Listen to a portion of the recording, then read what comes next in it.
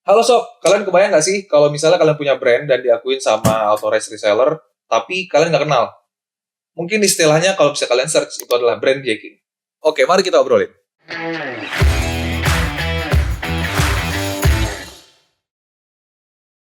Nah, ini Pak lagi rame banget juga nih soal salah satu brand, ya kan? Dia diakuin sama, mungkin bisa dibilang reseller kali ya, karena dia ngejual suatu brand. Jadi ada satu brand ngejual suatu brand gitu ya. Saya anggapannya kayak reseller gitu. Rame banget di platform TikTok. Kalau misalnya dia adalah authorized seller katanya, nggak mungkin barangnya. Reseller atau seller ya? Dia reseller. Oh. Dia reseller nih. Authorized akunya. Tapi ternyata ada salah satu content creator juga, content creator fashion, dia ngebandingin bahkan, dia ngebeli keduanya. Ya, jadi nama brandnya ini adalah Essentials.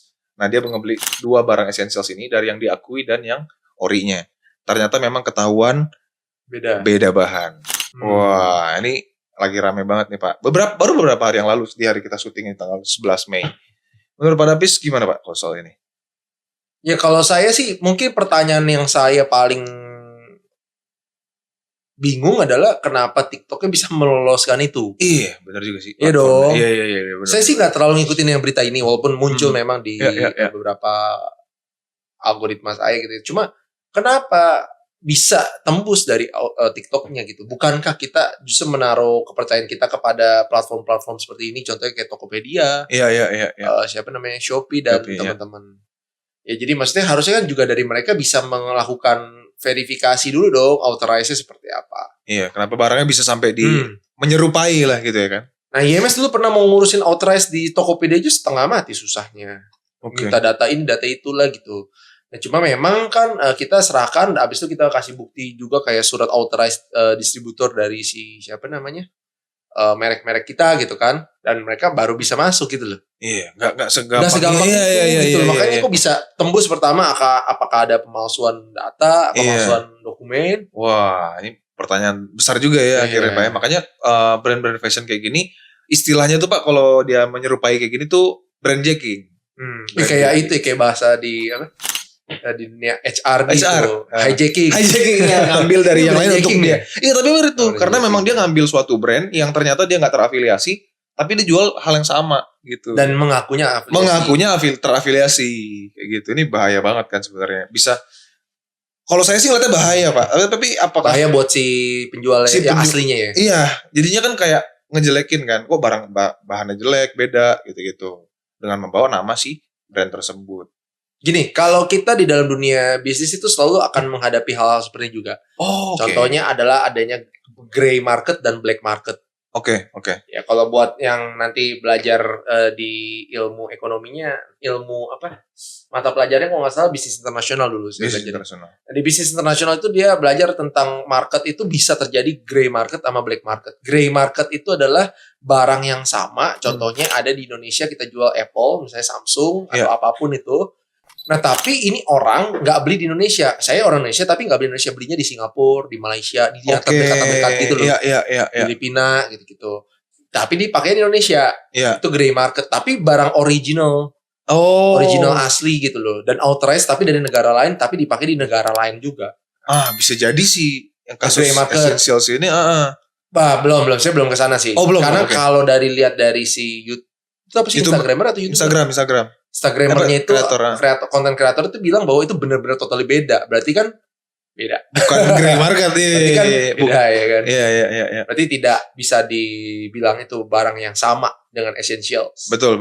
Dan ini juga masih hangat banget Pak. Masih baru banget, jadi kita belum tahu apa-apa. Belum terlalu research ya. Belum ada juga memang.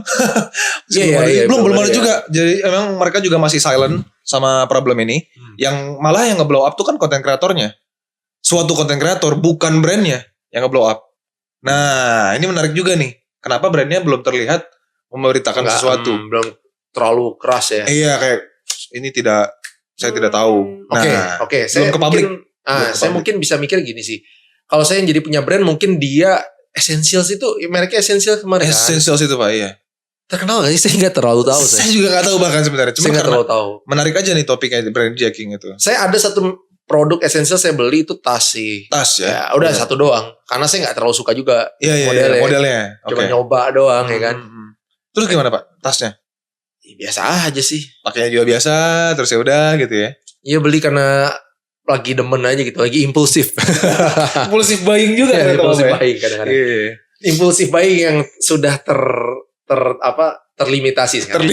Sekarang udah terlimitasi. Dulu kan lebih parah. Iya benar. Nah, jadi kalau saya sebagai brand essential mungkin kalau dia mungkin bukan termasuk yang berani kali ya kalau saya lihat ya. Kayaknya Pak ya. Jadi kalau saya sih kalau jadi brand essential saya langsung bikin konten juga untuk bilang bahwa itu salah, itu nggak bener, itu nggak oke, itu bukan produk kami, itu palsu, bahkan saya bisa akan ngomong itu palsu, itu diduga palsu, bagus gitu. Ngomong apa adanya gitu loh, A ya A, B ya B gitu, just apa adanya. Nah esensialnya mungkin masih malu-malu kali ya. Padahal udah jelas dia ngomong tuh saya belum sebutin tadi nama resellernya adalah Sangkil. Nah Sangkil ini dia mengaku bahwa ini barang essentials ori, tapi udah copot label. Reject gitu-gitu. Jadi ngakunya kayak gitu. Padahal di Essentials bilang barang reject gak ada kita jual. Nah ini perdebatannya yang nge-blow up si suatu content creator ini. Dari brandnya belum ada suara. Nah, udah ada katanya udah ada statement juga bahwa tapi statementnya kayaknya nggak bersifat umum ya. Nggak public. Itu dia pertanyaan. Ya sebenarnya kalau Essential itu harus memperkerjakan saya. Ya. Betul. Boleh dikasih royalty ntar ya guys ya. Iya memperkerjakan seorang konsultan public. Public relation itu untuk PR. Bisa langsung menjawab mengcounter segala jenis hal-hal seperti ini gitu. Jadi kalau kalian tahu bahwa kalian punya merek itu kalian itu merek dagang itu adalah aset guys. Bayangin aja misalnya gedungnya ini kan kita lagi di IMS gitu ya. Gedung IMS ini diakui oleh merek A gitu. Karena mana kita terima ya nggak boleh dong kita lawan kan. Lawan lah nggak boleh. Nah, Essential juga nggak boleh juga hanya berdasarkan email gitu lah, itu namanya pasif gitu. Kita harusnya belajar dari Expo kemarin. Wah langsung Expo yang episode sebelumnya Expo kan langsung gerak cepet. Ya kami berjanji akan gitu. Langsung kayaknya memperbaiki ini itu. Jadi orang juga akan bilang lu kesatria lu, mengakui lu. Terus lu juga jujur terbuka. Terus habis itu lu juga mau memperbaiki kualitas dan menerima kritik beda sama yang desainernya yang anti kritik gitu. Si desainernya itu bagus itu positif. Jadi bagus buat branding mereka juga. Nah, kalau di kasus Essential kan yang content creator udah baik juga tuh, udah mau blow up, udah mau beli kan Essential sebenarnya harus terima kasih tuh langsung. Kalau saya jadi Essential sih pertama yang content creator tuh saya nggak cuma email, saya suruh datang, nih saya kasih touring dulu di Essentialsnya kalau ada misalnya, yuk touring ke pabrik Essentials di mana misalnya di mana gitu. Atau yuk ke kantor gue, yuk showroom gue di sini nih gitu. Untuk menandakan bahwa ini yang asli tuh seperti ini gitu. Nggak perlu nggak perlu juga dia langsung counter di depan umum ya nggak apa-apa. Tapi ya itu kan sudah menandakan bahwa ini yang asli kayak gini gitu. Elegan lah dia. Elegan juga. Atau juga dia boleh juga dengan statement yang lebih keras, lebih hitam putih. Ini salah, ini benar. Yang benar ini yang salah ini. Kami tidak pernah berafiliasi dengan si Sangkil tadi misalnya gitu. Jadi clear gitu karena market kan kita lagi bingung nih yang bener yang mana nih. Karena belum ada informasi official. Betul. Nah, terus juga memang kebiasaan orang Indonesia juga pengen punya barang branded, ya kan? Benar. Kebiasaan orang Indonesia tuh suka pakai barang branded loh. Tampil gitu ya, pengen tampil. Dan lucunya ada studi yang mengatakan bahwa barang contoh Louis Vuitton. Ya, terus habis itu merek-merek apa lagi tuh? Gucci, Charles apa? Ya semua merek gitu lah.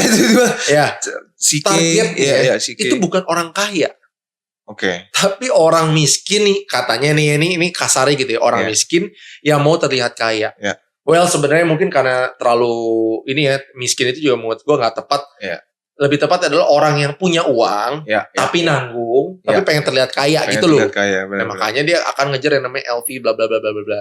Soalnya kalau pernah dengar podcastnya anaknya apa tuh yang Tahir, orang terkaya siapa tuh? Oh iya yang orang Surabaya. Grace Tahir.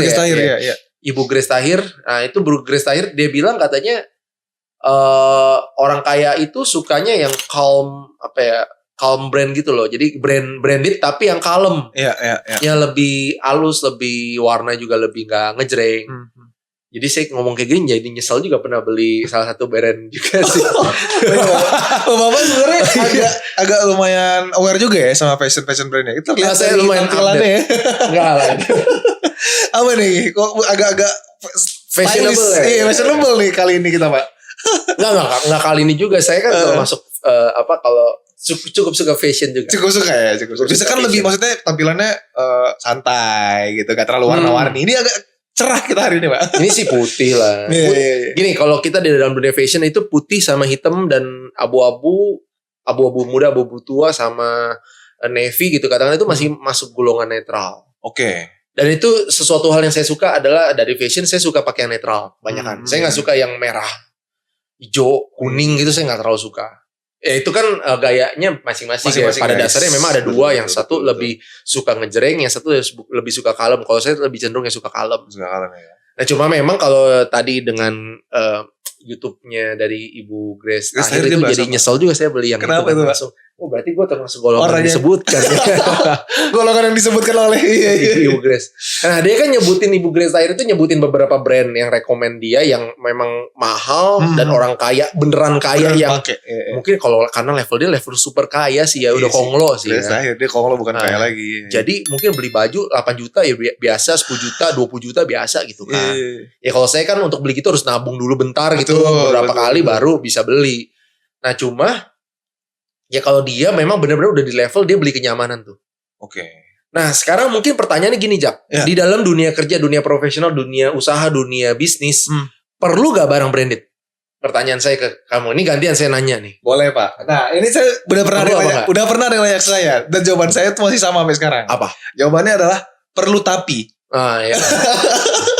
Sama sih sama. Tapi kalau tapinya saya banyak. Kalau dirimu satu banyak apa sih? Iya satu aja.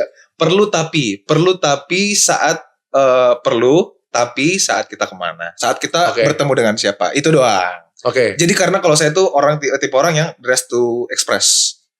Jadi kita bergaya untuk mengekspresikan diri. Contohnya hari ini saya pengen rapi, pakai baju dimasukin, pakai baju di ini. Besok maunya santai, ya udah pakai baju dikeluarin, terus nggak pakai caper tapi pakai jeans. Jadi dress makanya perlu tapi. Nah, saya gitu sih Pak. Perlu tapi pada tempatnya. Pada tempatnya aja. Kalau gitu tapinya banyak, boleh nih Pak. Tambahin Pak. Iya, tapinya banyak juga karena saya sama kayak Razak juga. Tapinya dalam kondisi tertentu. Kondisi tertentu kayak saya mau ketemu siapa, saya mau ngobrol sama siapa, mau meeting sama siapa. Tapi memang juga ada beberapa brand yang sudah melekat di saya yang menurut saya sudah saya sukai dan saya sudah cintai. Setuju. Nah, jadi ya udah mau nggak mau. Ini kayak contoh ya kalau saya gadget saya pasti nggak bisa lari dari Samsung. Saya udah nggak suka. Betul. Udah suka. Betul. Kalau udah suka udah susah lah. Udah susah. Susah. Nah, kalau founder kita Pak Eko Haratanto itu sukanya Apple. Cinta banget tuh. Saya udah di beliau brainwash terus udah Apple emang nggak bisa. Saya sukanya susah. Iya, saya nggak tahu saya suka Samsung kenapa, mungkin karena Samsung juga udah cukup rapi ya. Terus model juga saya suka gitu. Saya sih sukanya, kalau saya suka kadang-kadang bukan karena spek sih, saya nggak terlalu ngerti soal spek sebenarnya. Kalau untuk yang gadget, kecuali ada teman saya tuh orangnya suka spek tuh. Dia suka price performance. Jadi performance. Compare-nya dia nggak berdasarkan spek apa. Kalau saya tuh gini, kalau saya beli barang itu terus abis itu after saya nggak jelas kan saya juga susah. Setuju gitu banget. Loh. Setuju banget. Nah tapi kalau untuk kayak baju saya akan cari yang saya coba, saya nyaman. Oh ini saya suka, saya lanjut gitu. Berarti lebih kayak katalog mereka dong? Nggak semua juga sih. Saya selalu mikir gini ya. Misalnya saya suka sama brand A itu karena dia punya bahan halus. Saya pakai kayak nyaman. Terus dia agak cukup fit body. Kan saya nggak terlalu suka baju longgar sebenarnya. Walaupun ada beberapa ya, karena buat ya misalnya ke klub gitu kan sukanya. Jangan sekarang zaman sekarang pakainya dia pakainya yang lebih apa sih, baju oversize. Ya udah saya coba beli juga beberapa. Tapi nggak banyak referensi yang saya suka juga karena oversize ternyata banyak juga mereknya kan. Dan nggak semua saya suka. Nah contoh juga kalau kayak yang olahraga itu ada Nike, ada Adidas, ada Puma kan. Saya nggak pernah, saya cuma punya satu Nike. Sisanya Adidas semua. Wow, tim Adidas saya. Three stripes. Nah, kenapa? Karena three stripe gini, Adidas itu lebih klasik kalau kalian perhatiin. Style dia memang monoton, tapi klasik kan. Kalau si Nike kan lebih futuristik dia. Betul. Nah, saya bukan orang yang begitu. Betul. Saya orangnya klasik soalnya. Oke.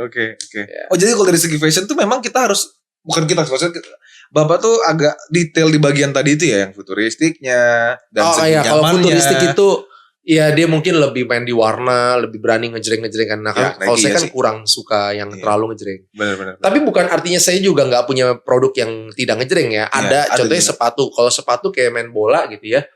Main bola itu kalau hitam, saya sih lagi pakai yang putih nih. Saya punya yang waktu itu hijau stabilo. Tapi keren. Memang jadi ya oke lah. Memang ternyata sih akui pada tempatnya.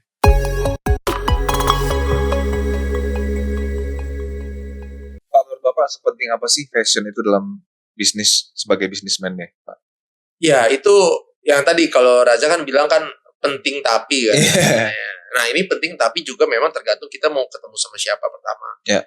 Memang ada seorang, ini udah sukses juga ya, dia di Instagram suka bikin posting gitu kan. Okay. Dia bilang, memang benar dia setuju bahwa orang LV, apa merek Gucci gitu ya. Dia memang target marketnya bukan orang yang benar-benar kaya, tapi orang yang, kalau sebutan kasarnya, orang miskin yang pengen terlihat kaya gitu. Oke. Walaupun sebenarnya pada kenyataannya bukan orang miskin juga, karena punya uang. Iyalah kan lumayan harganya Pak. Iya. Dia punya, saya punya harta 10 miliar ya, itu tetap lumayan juga gitu kan. Nah, tapi pada dasarnya adalah maksudnya gini, itu artinya dia punya target market ke behavior tertentu, behavior orang bilang OKB.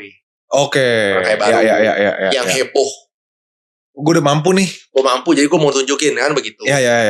Ya, tapi ada juga kontra dan pro-nya terhadap itu. Oke, saya pro sebagian juga lah. Ya. Saya merasa bahwa saya nggak merasa nilai value diri saya itu ditentukan dari brand apa yang saya pakai. Setuju. Tetapi saya yakin bahwa sebuah kata-kata yang berkata gini, don't judge a book by its cover, it's a bullshit. Oke. Buat saya orang semua hampir 95%-an gitu ya, katakanlah gitu ya, menilai orang tuh berdasarkan covernya. Pasti. Pasti. Jadi kayak gimana ya? Pernah lihat gini nggak? Artis sekarang cantik atau ganteng.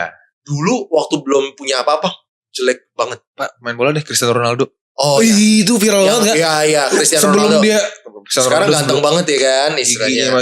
Giginya masih gitu. Kurus, kungkring. Bajunya nggak iya. Coba Ronaldo yang dulu sama Ronaldo sekarang udah sukses begitu, tapi bajunya masih begitu.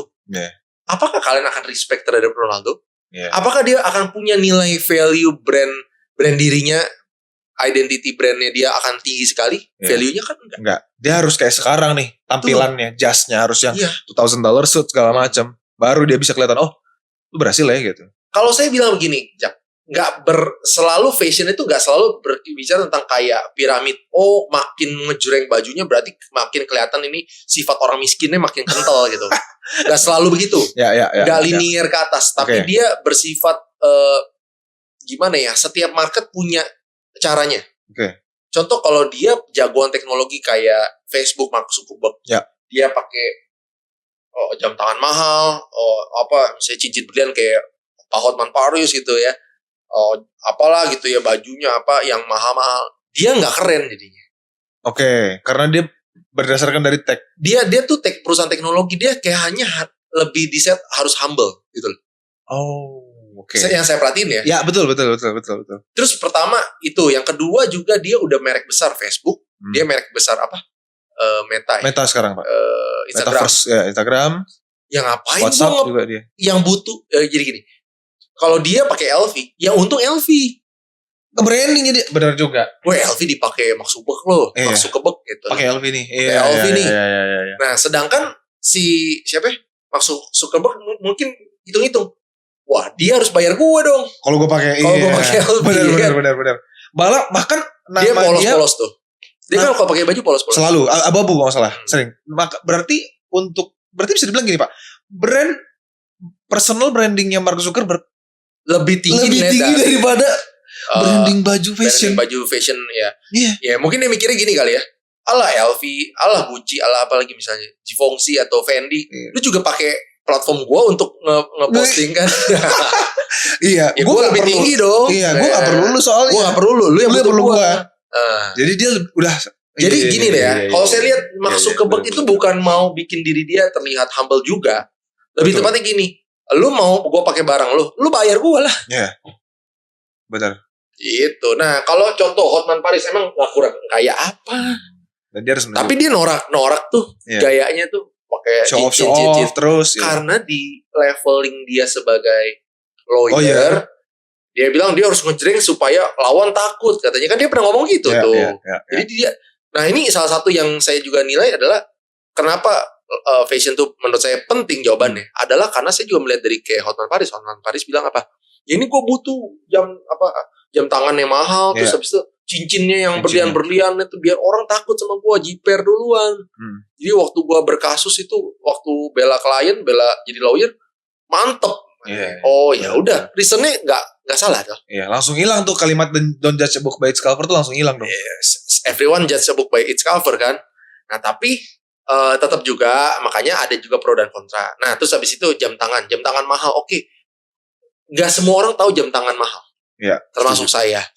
Tapi karena saya mungkin udah ya diajarin lah ya sama beberapa orang tentang jam gitu kan. Jadi saya ngerti juga. Jadi pernah berapa kali baca buku tentang jam tangan. Oh, jadi misalnya kayak Patek Philippe tuh modelnya akan begini. Patek Philippe mahal loh. Iya. MM-an belum sanggup saya ya. Iya. Nah, tolong dibantu ya. Tech hire dulu boleh Pak. Tech hire dulu aja. Tech hire ya. Iya. Hire. Ya, Rolex Submarine boleh lah. Ya Rolex. Submarine boleh lah Pak. Saya itu bukan Rolex yang terlalu suka. Juga kurang sih. Beda itu kok bapak-bapak banget Pak. Bapak-bapak. Tapi saya juga ada satu yang bapak-bapak juga tuh. Kayak apa Omega tuh? gitu kan. Omega mau juga ya. Tapi masih sedikit lebih muda lah. Kalau yang Rolex kan agak lebih oldish gitu ya. Iya gayanya iya. Classic man banget lah. Tapi saya kalau sekarang jujur ya, saya menilai jam tangan tuh saya cuma suka-suka yang kayak yang bahasa Tech Heuer, Tudor gitu atau Breitling atau Omega gitu. Ya. Rolex mungkin sebagian nih kayak yang Pepsi gitu ya. Pernah lihat gak? Belum, yang Pepsi belum Pak. Pepsi itu jadi kayak warnanya tuh merah sama biru. Oke. Ya itu keren sih.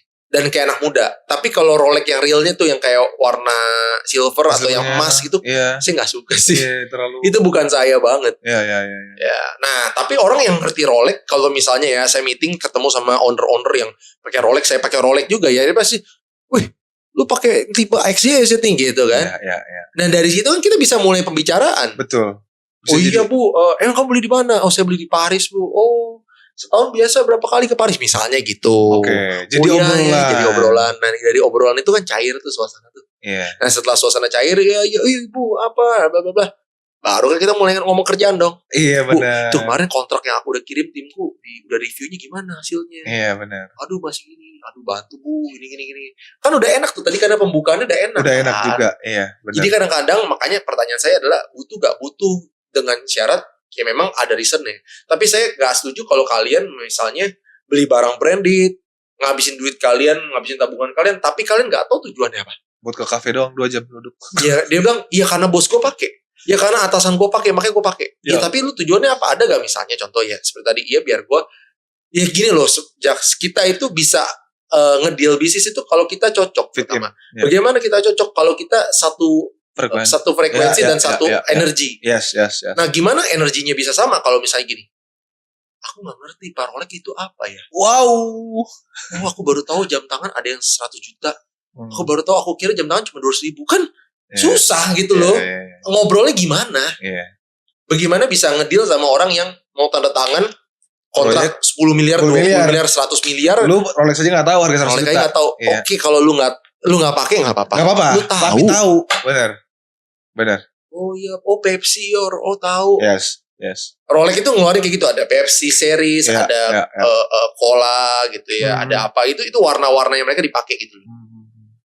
Ada juga apa gitu, Starbucks series juga ada, jam tangan ada, tapi bukan Rolex ya, apa gitu Starbucks series warna hijau, bagus juga. Saya bilang makanya, keren-keren juga ya gitu. Jadi oke, lu nggak perlu punya dulu deh, kalau memang lu belum punya, tahu dulu, ngerti dulu fashion. Benar. Nah, terus kalau buat di bisnis sebenarnya bukan terkait dengan fashionnya aja. Fashion juga nggak selalu tentang branded mahal. Yes. Tetapi tentang bagaimana kalian mengetun warna sebenarnya. Setuju. Ini pernah terjadi ya Jack ya. Ini sosial test gitu ya. Sosial apa? Eksperimen. Ada sosial eksperimen yang bilang gini. Ada 2 gambar. Pria yang sama dengan baju yang berbeda. Oke. Yang kiri dan kanan. Menurutmu kamu pilih yang mana dan mana yang harganya lebih mahal? Saya pilihnya ini. Semuanya ternyata yang saya pilih adalah yang secara harga coba misalnya ini $100 ya, ini $5.000, ini $200, ini $4.000 gitu. Terus saya bilang, tapi jelek loh yang ribuan dolar yang akhirnya ternyata yang norak-norak jelek-jelek bajunya itu yang saya benci banget itu, yang ternyata itu mahal. Saya bilang kayak jelek loh. Kok orang mau pilih ya? Dan beli loh. Dan pakai loh. Nah, itu dia teman-teman. A few minutes later. Oke, ini di sini sudah ada ini apa? Selotip. Lakban ya. Selotip. Ini ada satu merek. Oh, tahu. Dari depan itu mereknya dari Spanyol kan? B, dari B kan? Oh, B bukan L ya? Oh iya. Nanti di sensor lah ya. Dia kayak gini ditulisin merek 15 juta. Terus dia pernah pakai sepatunya apa gitu, bener-bener aneh banget lah. jangkis banget. Iya. Terus saya merasa bahwa gini ya, kan tujuan saya berfashion atau ya, nah itu pakai aja tambahin tulisannya itu udah 15 juta itu. Gak muat. Nah jadi gini, jadi tujuan fashion itu buat apa sih? Tujuan fashion itu buat membuat diri kita agar kan tadi people judge a book by its cover itu. Biar secara cover kita good, enak dipandang. Setuju. Nah, apakah dengan kita pakai anting perhiasan segini gede, jam tangan kita pakai 8 biji di sini, 8 biji kanan. Itu keren. Iya. Kalau itu keren, ya udah lakuin deh. Kalau buat saya kan nggak keren. Betul. Jadi tugasnya fashion itu membuat diri kita terlihat lebih keren, lebih ganteng. Kalau yang cewek lebih cantik, atau berwibawa, atau berkarisma, atau buat cewek lebih anggun. Meningkatkan kelas aja buat diri kita. Menurut saya fashion seperti itu akhirnya tujuannya. Nah, tujuan tambahannya adalah biar lebih mudah ngedeal, biar lebih mudah. Ya kalau kita klien lebih mudah respect sama kita. Lebih mudah dia dengerin kita, lebih mudah kita bisa membuat deal, tanda tangan atau kontrak apa kita bisa sign bareng-bareng dari kecocokan itu. Setuju. Jadi gunanya investasi jatuhnya Pak ya? Ke diri sendiri. Ya, dan fashion juga jangan selalu dilihat dari kacamata cuma berbaju doang ya. Tapi juga tentang kamu main di mana misalnya. Hobimu apa? Oh, saya suka ini mobil. Drag race gitu. Slalom. Ya misalnya drag race bisa, atau race, atau mobil ngulik-ngulik mobil tuh custom mobil. Atau saya olahraga juga bisa. Kamu main apa? Basket, sepak bola, futsal, tenis, bulu tangkis, apa tuh namanya, bola sodok itu, biliar. Terus habis itu main yang lebih mewah lagi, golf ya benar. Itu kan lifestyle. Ya fashion bukan tidak secara langsung ke fashion, tapi lifestyle, pada akhirnya lifestyle kan. Lifestyle itu kita harus ngikutin juga market kita. Market kita banyakan apa? Betul. Nah, kebetulan di level yang saya temuin berapa kali cukup sering muncul tenis. Ya udah saya main tenis. Yes. Nah, cukup sering juga yang main bulu tangkis, saya main bulu tangkis. Cukup juga sering yang main sepak bola atau mini soccer atau futsal, ya saya main. Betul. Nah, udah mulai ada yang ke golf. Cuma saya takut juga. Kenapa? Investasinya kan mahal. Iya betul. Puluhan juta. Iya kan. Buat statistik golfnya. Walaupun saya sekarang lagi ngulik-ngulik tentang itulah, apa sih golf itu, maksudnya kayak gimana sih gitu, metodenya apa-apa aja sih gitu kan. Tapi saya belum bisa main, belum nyoba sekali pun juga belum. Tapi kalau tenis lagi mengusahakan. Karena lagi teman-temannya banyak di tenis kan. Nyoba. Nah, tenis itu juga lifestyle dan itu berfashion juga kan. Nah, ketika kita posting, orang tahu, oh lu main tenis. Misalnya kita ketemu sama klien gitu. Pak, olahraga apa biasanya nih? Oh, saya tenis. Oh, sama ya. Nah, itu kan cocok. Setelah udah klop, mungkin kita lebih bisa ngedeal gitu. Iya, benar. Ya, akhirnya itu sih tujuan fashionnya. Iya. Berarti bapaknya fashion adalah lifestyle ya Pak ya? Atasnya itu. Ya, lebih tinggi lifestyle. Lebih tingginya dari fashion adalah lifestyle, teman-teman. Ya, dan ya ini buat divisi saya sih memang saya mewajibkan untuk grooming yang bagus. Kalau divisi saya, kalau divisi lain saya nggak wajibin. Kan berasa kan anak-anak kan. Sangat. Kita tiap hari groomingnya agak pagi-pagi. Ya. Kalau di GMS gitu ya. Pagi-pagi udah semuanya curly ya. Curly rambut. Udah bunyi-bunyi. Di ruangan saya juga ada wardrobe sendiri. Oh iya bener. Udah siap tuh teman-teman mau pakai buat blower rambut. Blower semua lengkap. Curly rambut saya udah siapin juga ya kan. Awalnya luar biasa lah ya. Di sini udah disiapin semua. Support guys. Banget untuk guys. Kalian tampil keren tuh harus guys. Iya. Karena leadernya juga mendukung. Betul. Karena leadernya juga mendukung bener. Keren. Nah pertanyaannya juga gini. Kalau mobil itu Ferrari. Yes. Ferrari itu kalau saya diskusi beberapa kali sama ya founder IMS juga karena kan berapa kali ngobrol. Ya. Kalau Ferrari lu beli rugi kalau nggak pakai warna ya merah, kalau nggak yang kuningnya dia. Warna original, warna paling terkenalnya. Warna terkenal dia. Oh kalau Ferrari beli hitam nggak keren? Ya malu percuma katanya buat apa? Nggak tahu Ferrari. Ya juga sih ya, cuma saya nggak suka saya bilang. Iya. Ya kalau gitu ya paling mungkin saya referensi saya bukan sebuah Ferrari kalau saya. Betul. Berarti kayaknya saya lebih akan suka Range Rover, kan hitam Range Rover atau putih kan. Terus habis itu apa macan itu apa ya? Oh, Jaguar gitu. yang ada ininya kan? Ya paling kayak gitu ya. Jaguar. Itu karena referensi saya sukanya warna hitam dan putih doang. Klasik-klasik aja. Klasik dong. Itu klasik Pak. Iya. Ya, Selera gitu. klasik. Kalau selera saya di baju fashion nggak juga banyak. Paling mungkin contoh ya kayak Fred Perry gitu. Saya suka tuh. Fred Perry kan middle juga kan. Ya saya suka aja. Cuma kalau udah di atas itu ada paling, kalau kalian tahu itu yang dari Perancis tuh Givenchy, bacanya Givenchy ya kan? Givenchy. Nah itu Givenchy ya kan. Nah itu saya lagi punya beberapa doang, tapi saya nggak terlalu mau detail juga. Saya nggak mau terlalu sama ini habis duit banget, nanti sayang juga kan. Nggak mau terlalu into banget juga ya. Ya jadi kayak saya kemarin sebenarnya pada dasarnya kan saya sukanya sesuatu hal yang kalem. Jadi walaupun brand misalnya, tapi ya kalau bisa nggak ada tulisannya atau kalau ada kecil gitu kan. Kecil aja. Nah cuma ya di kasus Givenchy kemarin beli baju kaos gitu ya, saya terpaksa harus beli yang gede banget tulisannya. Saya juga malu ya kan. Saya sampai ini belum pakai sih, baru pakai sekali kan. Gede segede gini nih. Oh di bagian perut sini Pak. Iya, sama belakang juga. Ya ampun. Ya gede banget. Nah, itu di luar kebiasaan saya. Akhirnya kenapa milih itu Pak? Nah itu karena ini, jadi bajunya itu ada dua pilihan. Baju yang satu adalah kecil tulisannya, saya suka, udah suka sebenarnya. Yang satu gede banget, kurang suka sebenarnya ya kan. Nah, tapi yang kiri itu yang saya pilih yang kecil ini dari sablon dia. Oh, tulisannya dari itu tapi dari sablon. Nah saya pikir sablon itu dalam waktu minimal 2-5 tahun lah, maksimal 5 tahun paling udah pudar. Kalau gitu sablon ya? Iya, saya udah pernah coba juga kayak Adidas gitu ya. Adidas saya beli celana itu mahal-mahal. Itu Adidasnya lama-lama hilang loh. Tulisannya hilang. Jadi saya pikir-pikir, wah rugi juga ya. Kejadian lagi ntar ya. Nah akhir-akhirnya saya pikir beli yang lebih gede, tulisannya memang gede sih dan cukup ini juga ya. Kayak aduh ini dari jauh kelihatan ya. Nah tapi bagusnya sablon gitu. Oh, bukan sablon dong? Sorry, yang mau pilih bukan sablon dong? Lawannya sablon apa ya? Ini kayaknya bordir nih kayaknya nih Pak. Ini kayaknya itu apa? Itu bordir juga? Kayaknya sih. Nih warna kan? Nah iya nih kayak bordir. Nah ya kayak gini kan, kalau bordir begini dia tahan lama gitu. Iya. Tahan lama, paling ya mungkin bahan bajunya aja. Bahan bajunya yang dipilih akhirnya. Iya. Jadi memang panjang sih ya kalau soal brand tadi itu ya Pak ya. Tapi brandnya Essentials mesti tegas. Harusnya gimana ya makanya? Mau kasih langkah apa? Kalau saya pilihannya cuma 2. Saya akan undang si content creator itu untuk say thank you. Yuk lu mampir ke showroom gua, lihat-lihat yuk. Tampilin yang aslinya punya gua kayak gimana nih. Iya. Atau mau main yang langsung nyerang. Bikin postingan atau tidak sesuai bla bla bla, itu bukan kami itu kami tidak terafiliasi dengan ini. Menghimbau untuk berhati-hati gitu-gitu. Kalau saya akan pilihannya 2 itu, mau lebih tegas atau mau yang main elegannya aja. Ya elegan undang aja yang biar teredukasi yang asli tuh yang kayak gimana, yang palsu kayak gimana. Iya, benar. Susah sih, emang orang Indonesia juga suka banget brand-brand seperti itu. Iya. Dan cukup banyak brand-brand Eropa suka kan, bukan Indonesia kan? Bukan.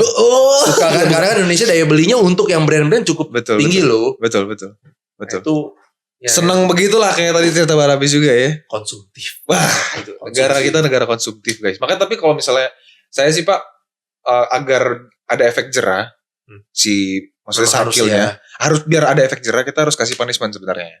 Punishment ya dari masyarakat bisa, dari masyarakat bisa, pemilik brand bisa, baik dari yang hukum merek dagang juga bisa. Betul. Jadi kan jangan sampai dia mengaku-akui kan, gitu kan bahaya juga gitu Pak. Makanya dia harus diberikan punishment sih. Kalau saya setuju sama statement pada tadi, tapi biar ada efek jerah. Yang kita harapkan adalah Essentials yang mengeluarkan hal seperti itu biar ada efek jerah juga kepada si sangkilnya biar gak sembarangan. Nah jangan sampai ini kan berarti kan kemungkinan si Essentials yang dari sangkil sini kemungkinan tidak real. Iya, karena memang udah beda jelas. Berarti kemungkinan dia bikin sendiri atau dia impor toh. Betul, bisa jadi import. Nah ini jangan sampai terjadi yang namanya istilahnya ada di dunia ini namanya collective punishment. Jangan sampai Collective kayak punishment, gitu. oke. Ya jadi maksudnya kayak gini loh. Gimana tuh Pak?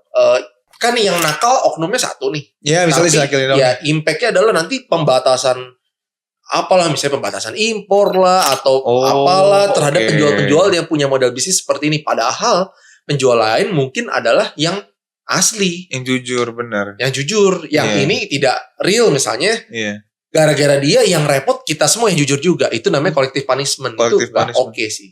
Iya, jadi brand lain yang kena juga ya. Iya. Benar. Jangan sampai maksudnya gini loh. Ada brand-brand lain yang kerjanya bener, jangan jadi susah gara-gara yang nggak bener ini loh. Iya. Satu, gara-gara satu kesalahan jadi orang lain Melebar. kena. Benar. Saya juga sebenarnya kayak gimana ya? Kalau ngeliat sih kayak tim sepak bola sih mungkin bisa jadi ya. Collective punishment ini ya. Oke, kalau collective punishment itu di sepak bola itu benar terjadi ya Iya karena kan? ya kayak contoh kita main bola yang salah kipernya, Kiper yang blunder misalnya. kipernya, tapi kan yang merasakan sengsaranya kekalahan satu tim itu, Satu tim. yang secara langsung juga mungkin federasi sepak bolanya Iya. atau si klubnya, Kotanya, klubnya. atau si siapa? Fansnya semua. Wasit bukan apa? Sinteyong itu apa? Ya? Coachnya Coachnya iya. juga merasa dirugikan ya kan? Iya. Bahkan kalau dalam kasus negaranya dirugikan gara-gara Betul. di kasus itu, wah Indonesia tidak ikut misalnya gitu kan. Iya. Itu namanya collective punishment juga. Tapi itu collective punishment yang terjadi secara natural gitu loh. Iya. Nah, cuma collective punishment yang tidak boleh terjadi itu adalah yang dilakukan secara buatan. Contohnya, ini terjadi waktu kita dulu SD, SMP, SD sih relatif SD lah. Oke. SD kan waktu kita guru ngajar kan, Iya. kita kan ya kalau saya mungkin dulu sekolahnya yang satu kelas itu 30 orang lah. 30, bahkan pernah ada yang 40 gitu ya. Iya. Nah 30, pernah juga 25 orang. Nah satu kelas ngajar gurunya. Terus ada yang ribut. Di sini ngobrol, sana ngobrol, kiri ngobrol, belakang ngobrol. Kan yang ngobrol kan cuma beberapa orang. Berapa titik benar? Tapi yang dihukum kita satu kelas. Wah. Collective punishment namanya. Iya. Nah itu bukan hal yang positif amat sebenarnya, kurang oke sebenarnya. Iya. Mesti clear juga nih collective punishment itu mau ngapain sih gitu. Apa yang mau dicapai? Iya, dari apa ini? yang mau dicapai? Apakah dengan ini makanya kalian yang nggak berisik nasihatin temennya yang berisik. Nah itu kan ada tujuannya, oke clear dong. Iya. Tapi kan kalau dalam kasus bisnis bukan tujuan kita juga. Ngapain saya brand lain nggak boleh sangkil, kan nggak boleh kayak gitu. Iya Nah benar. makanya saya bilang collective punishment itu tidak selalu tepat digunakan. Ya misalnya yang salah oknum, yang kena adalah orang-orang termasuk yang bersih-bersih juga jadi kena repot gitu loh, buat Iya. apa? Benar. Yang beneran jualan jadi kena gitu ya. Yang beneran jualan itu. Iya. Nah collective punishment di sepak bola bener. Blunder satu kalah semua, merasakan penderitaannya semua. Oke. Nah itu juga pernah terjadi di EMS. Di EMS dulu juga pernah ngalamin satu hal kejadian lah, ada sebuah fasilitas yang kita berikan kepada anak-anak, ya kan? Iya. Nah fasilitas itu katakanlah bernilai uang kan. Oke. Uang itu klaimnya lebih tinggi lah daripada yang kita sudah anggarkan gitu. Oke. Nah ternyata dari 30 nama yang mengklaim itu, ternyata ditemukan ada 10 yang top 10-nya gitu. Ya, top 10 yang Nah, pengeluaran top besar. 10, nah, top 10 dari 10 dibanding 2 kan ada 30, berarti ada 10 ada 20 kan. Yes. 10 itu nilainya bisa 70%-an dari total biayanya, Ya. sedangkan 20 itu cuma 30% doang. Kecil aja. Kecil kan, berarti 20% harusnya dikeluarin dari punishment dong. Iya dong, 20 Nah, yang 10 itu baru kita masukin ke area punishment kan. Yes. Dari 10 ternyata dibedah juga cuma ada 5 yang terindikasi adanya ketidakwajaran. Oke. Nah harusnya ini yang di punishment. Yang 5 tadi dong. Atau 10 inilah. Kalau nggak mau 5 ya 10 inilah di punishment. 11 sampai 30 jangan di punishment dong. Iya. Nah ini enggak, yang waktu terjadi di IMS adalah manajemen memutuskan semuanya aja di pembatasan. 30-30-nya. 30-30. Wow. Nah itu adalah salah satu jenis praktek collective punishment dan menurut saya kurang tepat. Oke. Tapi memang dalam jangka pendek collective punishment sangat cepat efek jeraknya. Oh, hasilnya langsung kelihatan. Bisa dilihat juga dari misalnya collective punishment nggak cuma di situ ya, tapi di negara Korea Utara. Oh. Korea Utara itu kalau misalnya Razak ada ayah, ada ibu, ada misalnya kakak, ada adik, ada Razak sendiri berarti berlima. 5. Razak bikin ulah nih. Iya. Misalnya kalau di Korea Utara emang agak-agak juga sih ya. Jadi kalau nggak foto, misalnya rumah kita kebakaran, ada fotonya presiden gak kita selamatin duluan, kita bisa kena juga tuh. What? Nah, kalau di kasus itu intinya adalah gini, kalau ada satu anggota keluarga yang berbuat kriminal maka yang dihukum satu keluarga. Itu collective punishment. Itu akan efektif sih kalau begini. Itu jangan bikin ulah ya. Nanti kita semua yang kena nih. Iya sih efektif, cuma sebenarnya kurang tepat. Jadinya ada efek takut dong, Pak. Jadi berbuat baik itu karena takut. Bukan karena kesadaran. Benar. Ya, jadi saya menyarankan sih sebenarnya collective punishment itu kurang-kurangin lah.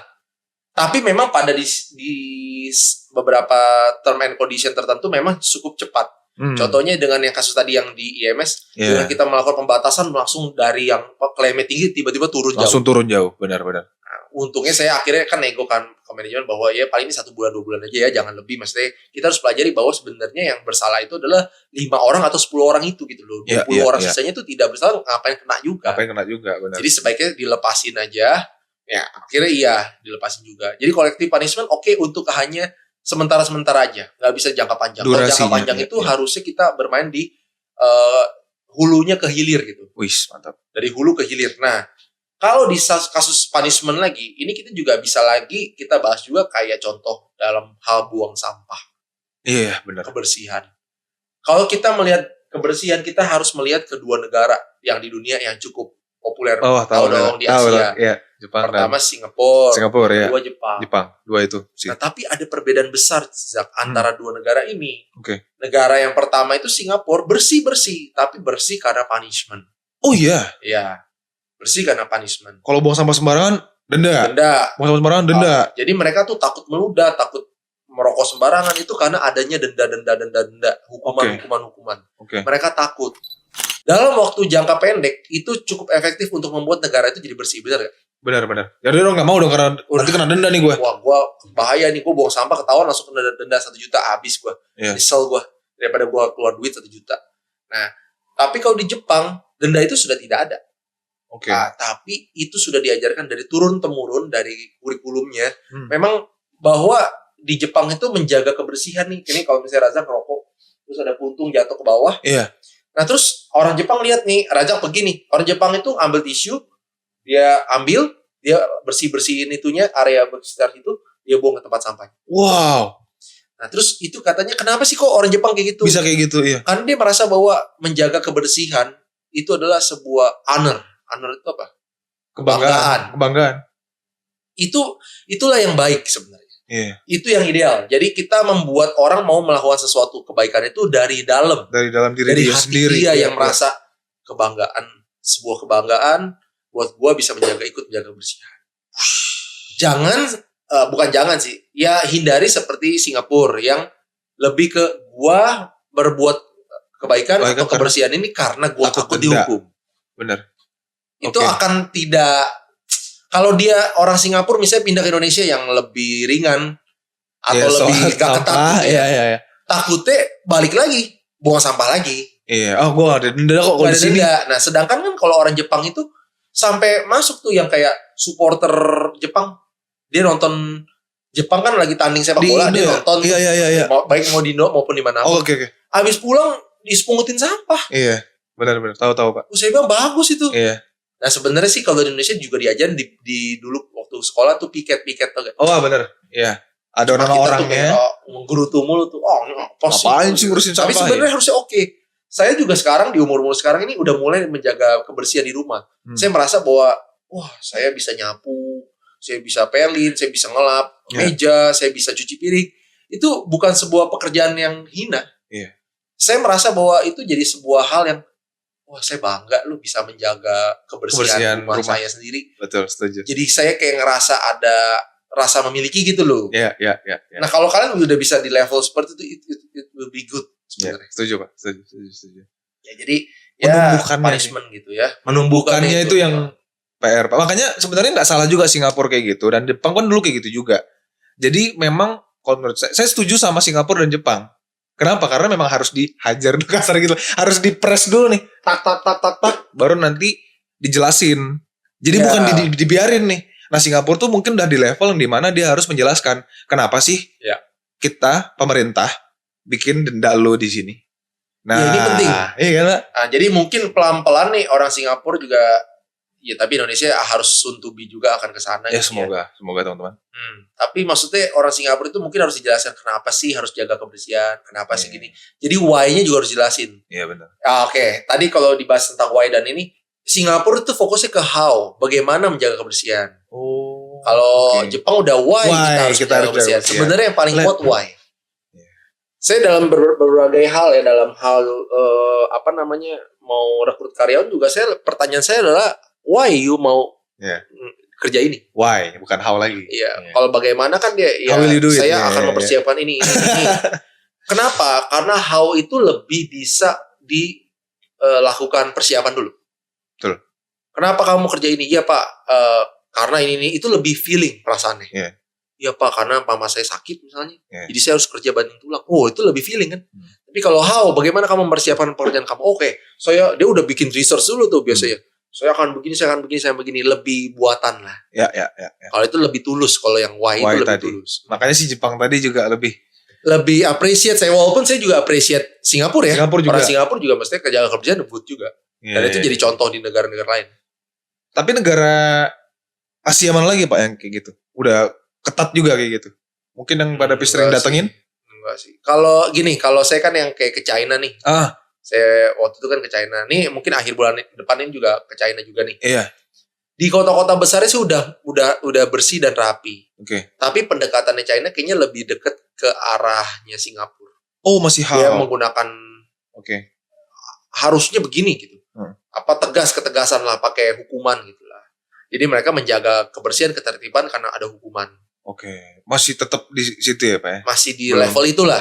Iya. Daripada tidak sama sekali kan. Iya. Kayak kita kan Indonesia kesadarannya belum. Peraturan juga belum terlalu kuat. Ya.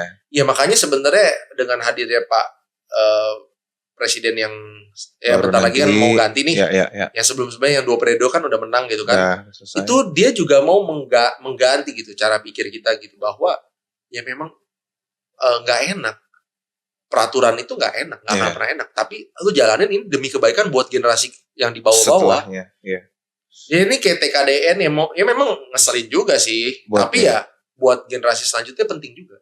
Iya, buat tadi bahas kita juga lapangan pekerjaan dan lain-lain. Menarik banget nih teman-teman, dari Pak Davis juga udah banyak banget dari tadi kita ngebahas hal-hal yang paling viral ya beberapa hari belakang. Ini awal Mei ya kan, jadi ini beritanya tuh dari akhir April sampai awal Mei teman-teman. Mungkin dari kalian ada topik apa lagi yang mungkin mau kita bahas, dan juga kalian bisa tuliskan langsung di kolom komentar. Jangan lupa subscribe, nyalain lonceng, dan juga hidupin notifikasi biar gak ketinggalan video-video terbaru dari kita. Thank you banget Pak Davis sudah mampir ke sini, ya kan? Udah ngobrol-ngobrol juga, sudah menghabiskan waktu bersama saya di sini, dan juga ada editor kita di belakang. Mungkin sampai ketemu lagi di episode berikutnya. Sampai ketemu lagi, bye bye. Oh.